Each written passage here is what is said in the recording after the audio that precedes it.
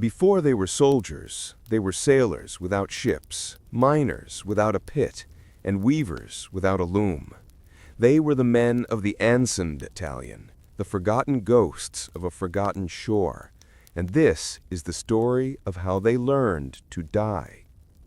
The salt spray of the Aegean, a deceptive caress, did little to wash away the stench of fear that clung to the transport ship like a shroud. It was April 25th, 1915, a date that would be seared into the memory of the world, but for 19-year-old Billy Canary Roach, a coal miner from the Black Heart of Yorkshire, it was just another dawn breaking over an endless, unforgiving sea. They called him Canary, not for a cheerful disposition, but for the faint, persistent cough that rattled in his chest, a legacy of the coal dust that had been his life's inheritance until the king had called for men. He was a sailor now, or so his papers claimed, a man of the Royal Naval Division, Anson Battalion. A cruel joke, really. Billy had never set foot on a warship. He, like most of the Ansons, was a surplus naval reservist, a man deemed not essential for the fleet, and so handed a rifle instead of a rope and sent to fight on land.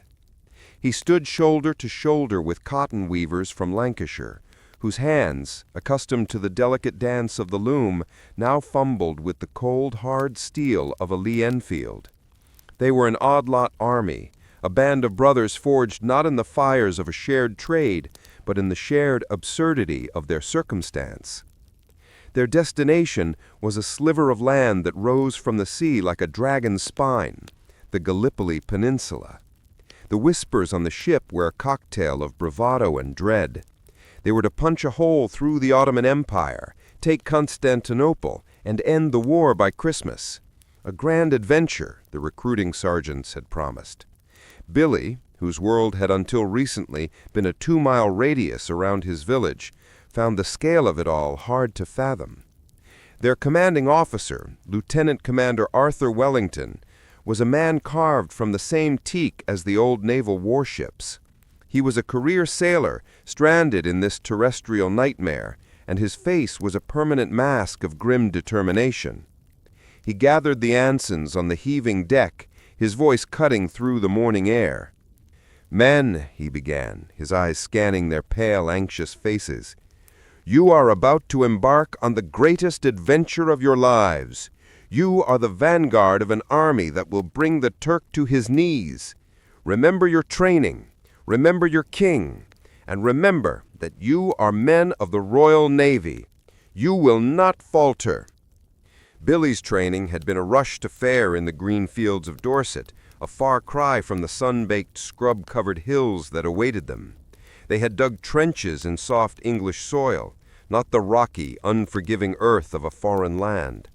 They had practiced charges against imaginary enemies, their bayonets slicing through the empty air. Now the enemy was real, and the air was thick with the promise of death. As the landing craft neared the shore, the idyllic beauty of the morning was shattered. The turquoise water erupted in a frenzy of white plumes as Turkish shells found their range. The air, once clean and salty, was now acrid with the smell of cordite. Men who had been singing "It's a Long Way to Tipperary" moments before were now screaming, their voices lost in the cacophony of war. The landing at X Beach was supposed to be the easy one, a flanking maneuver to support the main landings at V and W beaches. But in the chaotic symphony of the Gallipoli landings, there was no such thing as easy. The ramp of Billy's landing craft slammed down, and for a terrifying moment no one moved. They were frozen, boys playing at soldiers, suddenly faced with the brutal reality of their game. Then Wellington was up, his revolver in hand. "Go!" he roared, his voice a lifeline in the maelstrom.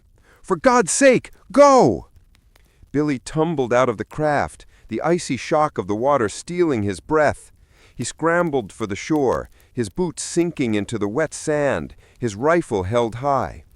All around him men were falling. A weaver from his platoon, a quiet lad named Thomas, cried out and collapsed, a red flower blooming on his chest. There was no time to mourn. no time for anything but the primal instinct to survive. He reached the relative safety of a low dune and collapsed, his lungs burning. The beach was a scene from Dante's Inferno. Men of the Anson Battalion, sailors who had never seen a battle, were locked in a desperate struggle for a few yards of sand. The sand, once golden, was now stained with the blood of Englishmen. The first few days were a blur of terror and confusion. The grand advance that had been planned turned into a bloody stalemate. The Ansons, along with the other British and Anzac troops, clung to their precarious footholds on the peninsula, their world reduced to a few square miles of hell. Life in the trenches was a grim education in the art of survival. The sun, a benevolent friend in England, was a cruel tormentor here, beating down on the men relentlessly. Water was more precious than gold, rationed out in tantalizingly small quantities. The food was a monotonous diet of bully beef and hardtack biscuits, a feast for the swarms of fat black flies that descended on them in a buzzing, disease-ridden cloud. Dysentery, the Gallipoli trots, swept through the ranks, leaving men weak and demoralized. Billy, with his miner's cough, found the dust and the heat particularly agonizing. At night he would lie in his dugout, the sound of his own wheezing a constant reminder of his fragility. He thought of home, of the cool, damp air of the mine, and for the first time in his life he longed for the familiar darkness of the pit. But amidst the horror there was a strange, fierce camaraderie. He grew close to a man named Jack, a giant of a man with a gentle heart who had been a shipwright in Liverpool. Jack had a knack for finding humor in the bleakest of situations, his booming laugh a defiant roar against the despair that threatened to consume them all. One sweltering afternoon, as they huddled in their trench, a shell exploded nearby, sending a shower of earth and shrapnel over them. When the dust settled, Billy saw that Jack was lying still, his eyes wide and unseeing. A single piece of shrapnel had found its way through his helmet. Billy felt a cold, hard knot form in his stomach. He had seen death every day, but this was different. This was Jack. He wanted to scream, to rage against the senselessness of it all, but the sound caught in his throat. He could only sit there, his hand on his dead friend's shoulder, as the flies began to gather. In early May, the Ansons were thrown into the Second Battle of Krithia. The objective was to capture the village of Krithia and the commanding height of Achibaba. The battle began at 11 a.m. with a thunderous artillery barrage that did little to dislodge the well-entrenched Turkish defenders. Then came the order to advance. Billy, his heart pounding a frantic rhythm against his ribs, fixed his bayonet. He glanced at the men around him, their faces pale and drawn beneath their helmets. They were no longer sailors, or miners, or weavers. They were soldiers, bound together by a shared fate. They went over the top, a wave of khaki figures surging into the open ground. The Turkish machine guns opened up, and the wave faltered, men stumbling and falling like scythed wheat. Billy ran, his breath coming in ragged gasps, his mind a blank slate of terror. He jumped over the bodies of his comrades, his boots slipping in their blood. They managed to advance about 600 yards, a small victory bought at a terrible price. They took cover in a shallow Turkish trench, the bodies of its previous occupants their grim companions. The battle raged for the rest of the day, a brutal, close-quarters fight with bayonets and grenades. By the time the sun began to set, casting long, bloody shadows across the battlefield, the attack had failed. The Ansons had lost a third of their men. The weeks that followed were a slow descent into a deeper circle of hell. The fighting was relentless, the casualties mounted, and hope began to wither and die like the scrub on the hillsides. The men of the Anson Battalion, what was left of it, were now hollow-eyed veterans, their youth stripped away by the horrors they had witnessed. One day, a new draft of replacements arrived, fresh-faced boys with clean uniforms and an unshakable belief in the glory of war. They looked at Billy and the other survivors with a mixture of awe and pity.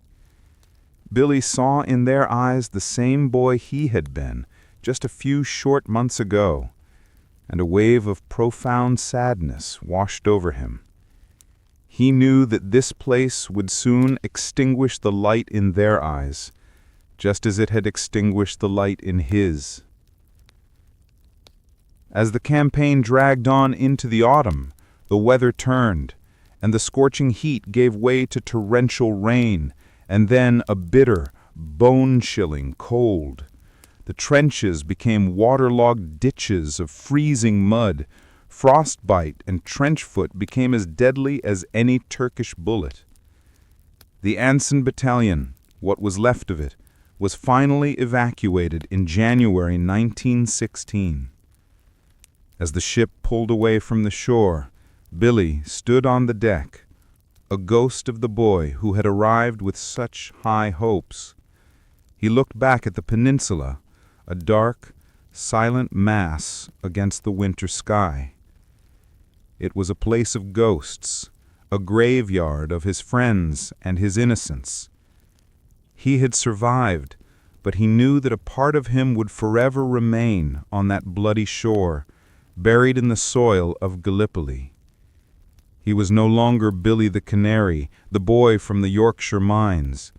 He was a survivor of the Anson Battalion, a man who had looked into the face of hell and had somehow inexplicably walked away. But the ghosts of Gallipoli would walk with him, a silent, constant reminder of the price of war and the lost generation of a forgotten shore. He was a sailor who had fought on land, a miner who had seen too much of the sun, a man who would forever be haunted by the echoes of a battle that should never have been fought.